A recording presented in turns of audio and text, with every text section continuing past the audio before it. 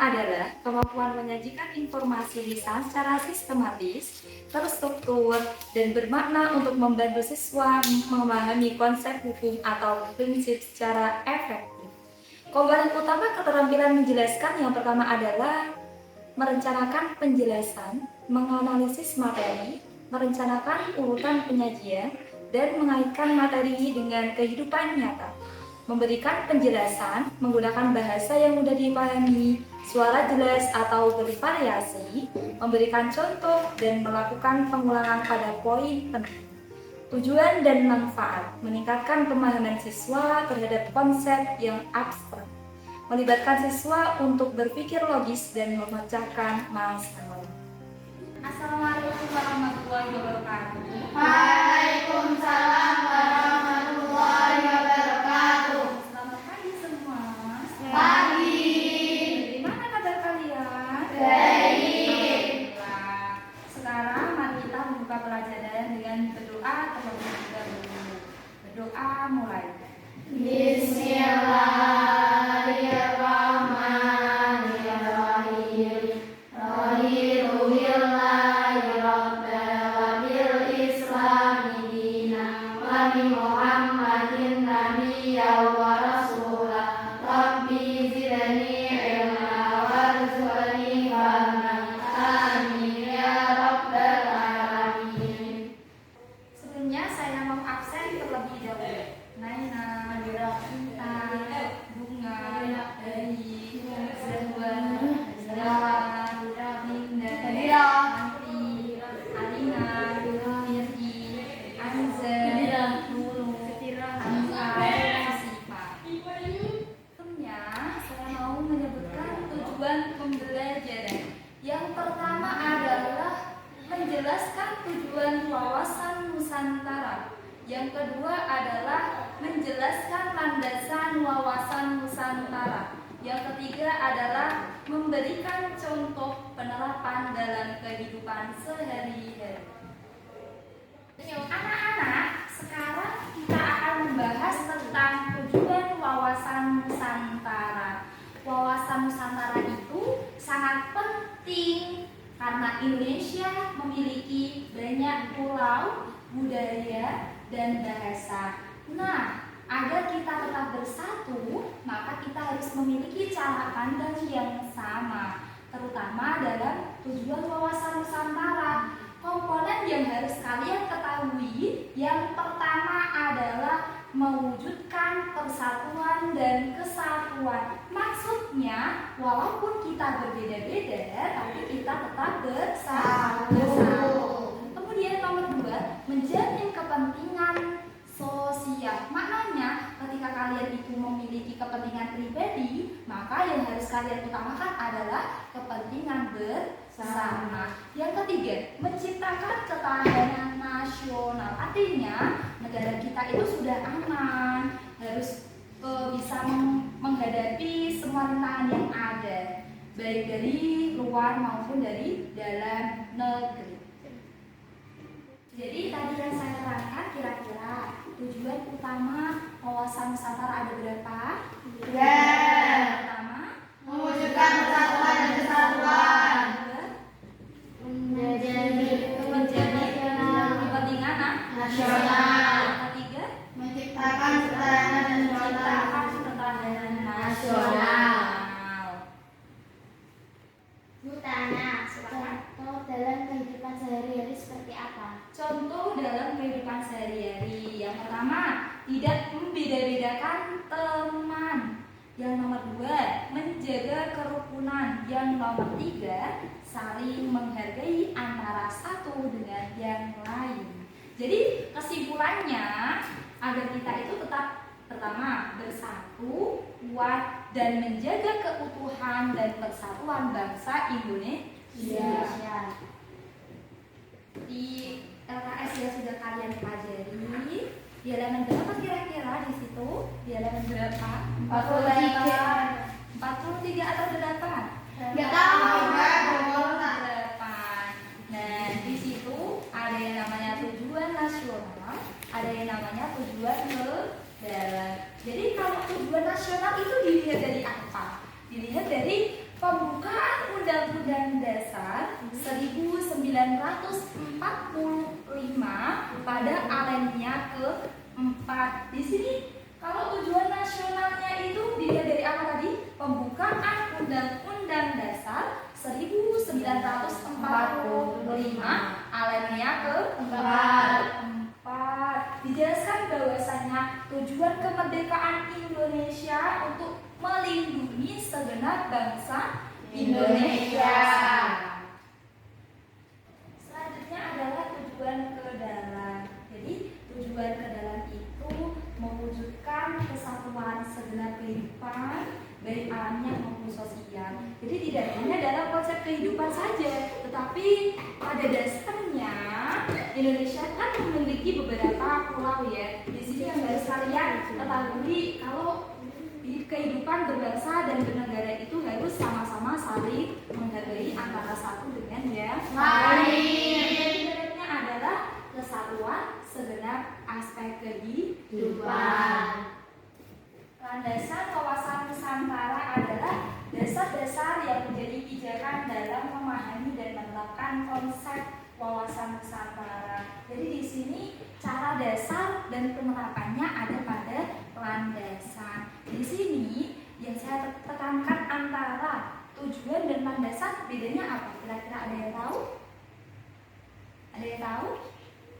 Belum pernah mengetahui? Belum. Di sini penekanan pada tujuan, di sini kan banyak tujuan, landasan, wawasan Nusantara.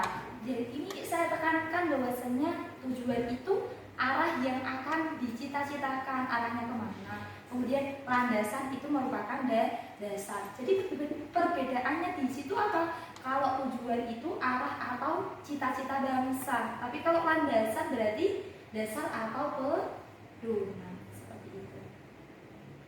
Tadi kan saya menjelaskan tentang landasan wawasan Nusantara. Di sini ada yang sudah mengetahui tentang landasan ideal.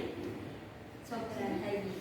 Ideal adalah ide-ide luhur dasar atau pedoman yang digunakan untuk mencapai tujuan. Betul sekali. Jadi landasan ideal itu ide-ide luhur yang menjadi tujuan bangsa, menjadikan arah. Di sini yang kedua, Pancasila itu merupakan landasan ideal. Itu sebagai dasar atau ideologi yang ada di Indonesia. Jadi Pancasila ada berapa? 5. Betul.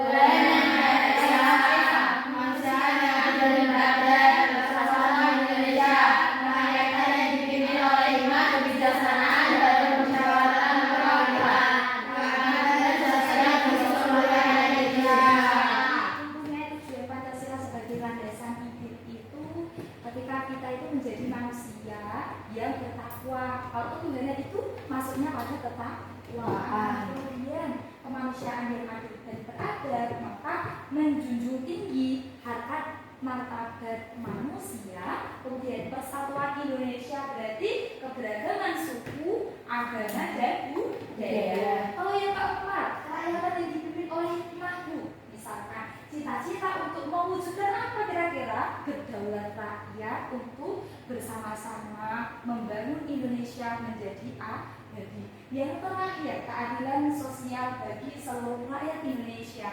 Maknanya adil antara satu dengan yang lain. Ini Pancasila sebagai landasan ideal dalam gambar yang sudah kalian lihat. Yang pertama, beriman dan bertakwa kepada Tuhan Yang Maha Esa, menghargai sesama manusia dan bersikap adil serta beradab. Yang ketiga, menjaga persatuan dan cinta tanah air, mengutamakan musyawarah dalam mengambil keputusan, dan yang lain peduli terhadap kesejahteraan bersama.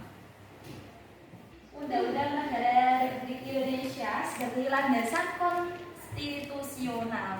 Di sini kalau sebagai landasan berikut ini, maka kita yang harus bahwa di sini adalah mengacu pada Undang-Undang Dasar. Kalau sebagai landasan ideal berarti pada Pancasila. Tapi kalau di sini konstitusional berarti menggunakan Undang-Undang Dasar. Kemudian artinya semua peraturan perundang-undangan itu harus bersumber dari undang-undang dan tidak boleh bertentangan. Jadi yang harus kalian ketahui adalah ketika landasannya ideal, maka harus pada Pancasila. Tapi kalau landasannya konstitusional, maka menganut pada undang-undang dasar. Bisa dilihat gambar yang ada di depan, yang di belakang bisa lihat ya. Bisa. Atas ini contoh ilustrasi atau gambar di atas, yang paling atas berarti menghargai Perbedaan. Sukunya ini yang paling sini suku apa kira-kira? Daerahnya daerah mana? Nah, Cina. dari Cina, kemudian ini kan adatnya pasti berbeda, tetapi mereka tetap bersama, menghargai perbedaan, saling menghormati perbedaan yang ada, kemudian semua sikap sikap antara satu dengan yang lain itu berbeda. Contoh ilustrasi atau gambar yang selanjutnya adalah menjaga persatuan sesama. Jadi seperti ini, bersatu kita kuat, jadi bersatu, saling mendukung antara satu yang lain, bekerja sama. Ketika kalian itu mempunyai masalah, maka yang kalian harus utamakan adalah kepentingan bersama, saling mendukung antara satu dengan yang lain. Kemudian yang ilustrasi yang nomor 3, mengutamakan kepentingan bersama. Jadi ketika ada yang namanya gotong royong kelas, misalkan iket mau liburan sekolah ya, jadi kalian itu harus mengutamakan kepentingan bersama, tidak hanya individu. Contohnya membersihkan halaman, kemudian kelas dan lain sebagainya. Jadi ketika ada sampah di bawah, jangan hanya satu untuk yang iket, tapi semua yang ada di lingkungan sekolah harus bersama-sama mengikuti yang namanya kebersihan atau bersih-bersih. Maknanya mengutamakan kepentingan bersama, bukan individu. Jadi saya cukupkan untuk pembahasan kali ini tentang tujuan dan landasan wawasan Nusantara. Kira-kira ada yang kurang jelas atau ada yang mau bertanya? Silakan. Apa sebab utama penerapan wawasan Nusantara? Di sini sebab utamanya adalah keberagaman dan kondisi geografis yang unik. Ada lagi yang mau dipertanyakan? Saya Silakan. bagaimana cara menghargai perbedaan agama, suku atau bahasa di lingkungan sekolah? Ketika pertanyaan seperti itu, jadi di sini saya akan jelaskan. Yang pertama contohnya itu tidak menghina antara satu dengan yang lain, tidak saling mengejek atau bullying yang ada di lingkungan sekolah. Jadi yang sudah saya terangkan tadi artinya menjaga keutuhan antara satu dengan yang lain, menghargai perbedaan pendapat dan suku agama yang berbeda. Sudah paham? Kita cukupkan untuk pembelajaran hari ini. Untuk kesimpulannya, tujuan dan landasan wawasan Nusantara. Untuk kesimpulannya, tujuannya adalah untuk tadi apa? Menjaga persatuan dan kesatuan, kepentingan nasional, kemudian ketahanan